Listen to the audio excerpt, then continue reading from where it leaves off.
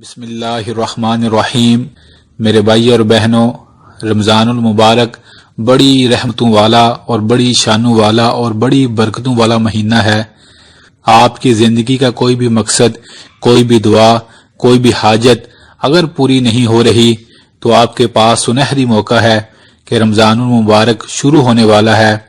آپ رمضان المبارک کی پہلی رات جب یہ اعلان ہو جائے کہ رمضان المبارک کا چاند نظر آ گیا ہے، آپ اس کے فوراً بعد اللہ کی بارگاہ میں بڑے دھیان کے ساتھ، پورے دل کے ساتھ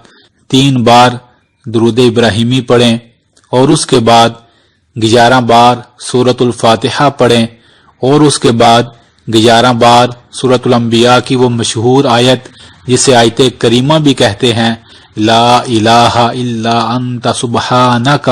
انی کنت من الظالمین، اس آیت کو 11 بار پڑھیں اور اس کے بعد پھر دوبارہ 3 بار درود ابراہیمی پڑھیں اور اس کے بعد اللہ کی بارگاہ میں خوب دعا کریں اور اللہ تعالیٰ سے کہیں، اے میرے کریم رب، تیرا فرمان ہے کہ رمضان میں تیری رحمت کی برسات ہوتی ہے اور رمضان المبارک میں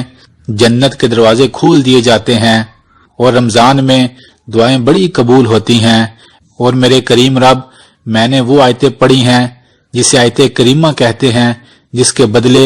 تو نے سیدنا یونس علیہ السلام کے غم کو دور کیا اور ان کی دعا کو قبول فرمایا۔ اے میرے سونے رب، میری بھی تیری بارگاہ میں دعا ہے کہ میرے بھی غم کو دور فرما،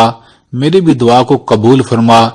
میری فلاں مصیبت کو مجھ سے ٹال دے، میرے رزق کے، اولاد کے، کاروبار کے، صحت کے تمام مسائل کو حل فرما۔